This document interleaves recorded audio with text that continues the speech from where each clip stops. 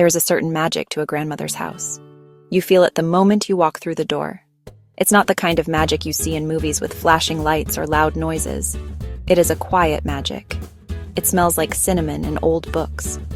It sounds like the gentle ticking of a grandfather clock in the hallway. The air itself seems softer, warmer, as if it is wrapped in one of her handmade quilts. My grandmother, Elena, was the keeper of this magic. Her house was a museum of a life well lived. Every object had a story. A chipped teacup on the shelf was from her wedding day. She would point to these things not as possessions, but as bookmarks in the chapters of her life. That was the real magic of her house. It was a reflection of her heart. It was a place of unconditional welcome, pure, uncomplicated happiness. My grandmother's day did not begin with the frantic buzz of an alarm clock. It began with the sun. She would rise before anyone else in the house, moving with a quiet grace that defied her age. She would walk to the large window in her living room, and she would simply watch. She watched the sky change from inky black to a soft, bruised purple, then to a brilliant canvas of orange and pink. She called it greeting the day. It was a silent conversation, a moment of gratitude for the gift of a new morning. After greeting the day, she would make her way to the kitchen. She'd fill a small blue-speckled kettle with water and place it on the stove. While it heated, she would slice a lemon, its bright citrus scent filling the air. This was her morning elixir, a simple cup of hot water with a squeeze of fresh lemon. She would sit at her small kitchen table, cupping the warm mug in her hands, and sip it slowly. This wasn't just about hydration. It was about intention. It was a quiet declaration that the day would be faced with calm and purpose. She taught me that how you start your day often determines how you will live it. My grandmother did not have a large yard. It was a small patch of earth behind her modest house. But in that small patch, she grew a world.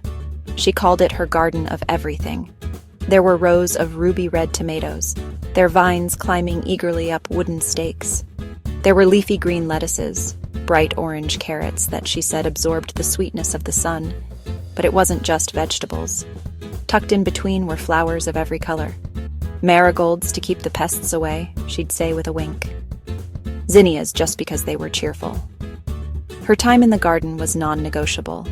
It was her exercise, her meditation, her connection to the earth. She would pull weeds with a determined vigor, talking to her plants as if they were old friends. The garden was a powerful teacher. It taught her patience. You cannot rush a seed. She always planted more than she needed. The surplus was for neighbors, for friends.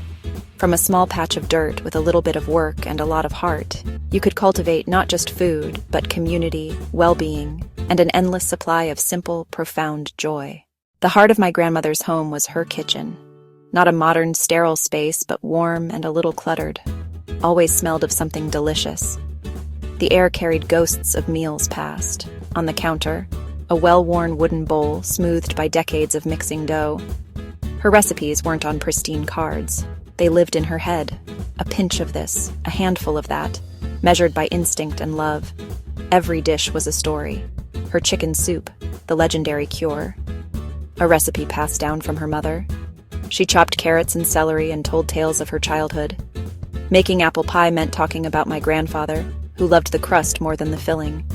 She believed cooking was one of the purest forms of love, nourishment for body and soul, a way of saying, I care about you. She always invited you to help. Come, stand here with me, handing you a wooden spoon.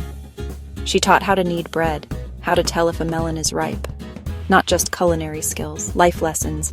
Generations came together, stories exchanged, laughter shared. She taught us how to love, share, and create something nourishing from humble things. My grandmother's front door was rarely locked. This wasn't carelessness, it was a philosophy. Her home was a hub, a central station for family, friends, neighbors.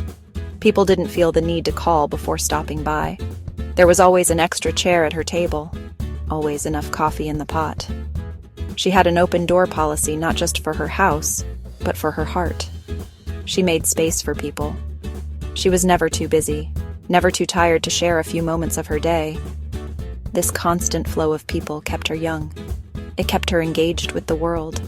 She would hear about a neighbor's new grandchild, a friend's upcoming trip, the trials and tribulations of the teenager down the street. She was a keeper of stories, a trusted confidant. She offered advice when asked, but more often, she just listened. She understood that sometimes the greatest gift you can give someone is your undivided attention. In a world that was becoming increasingly isolated, her home was an oasis of connection.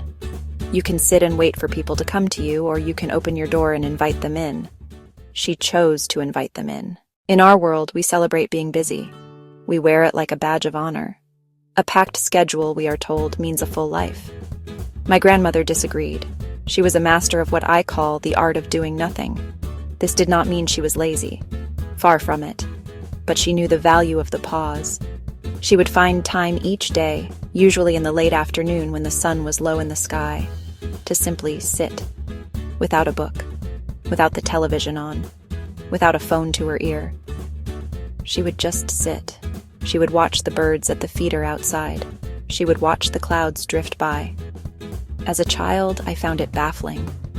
"What are you doing, Grandma?" She smiled. "I'm recharging my batteries." Rest is not the opposite of activity, it is part of it.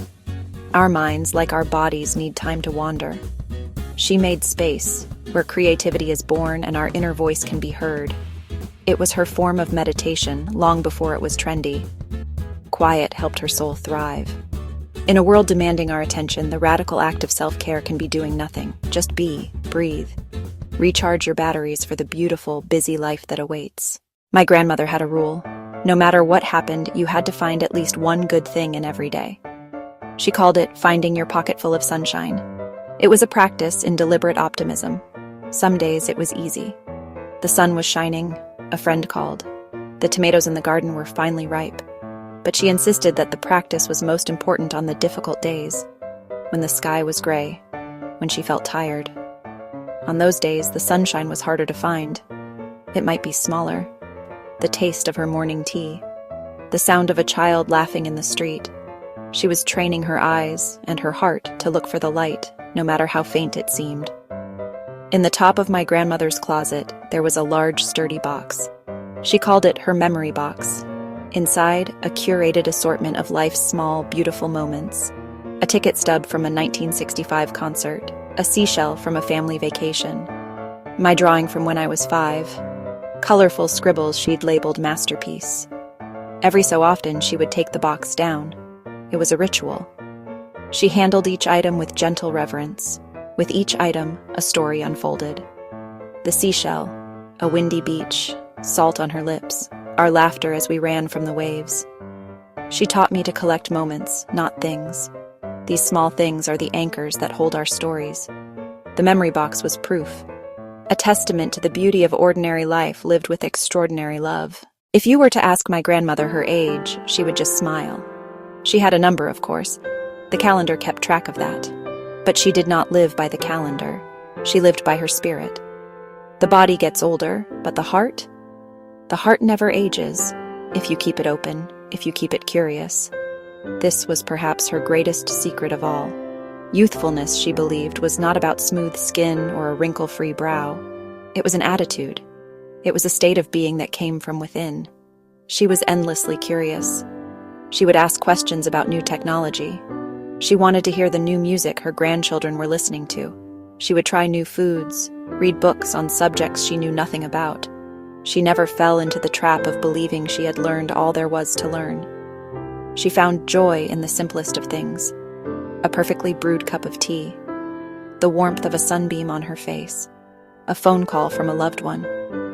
She did not wait for grand occasions to be happy. She found happiness in the fabric of her everyday life. While others chased after bigger, better, and more, she found abundance in what she already had. And so, the greatest lesson she left me is this: youth is not a time of life. It is a state of mind. It is not a matter of rosy cheeks, but of a willing heart and a cheerful spirit. You can be young at 80 and old at 30. It is all about how you choose to live.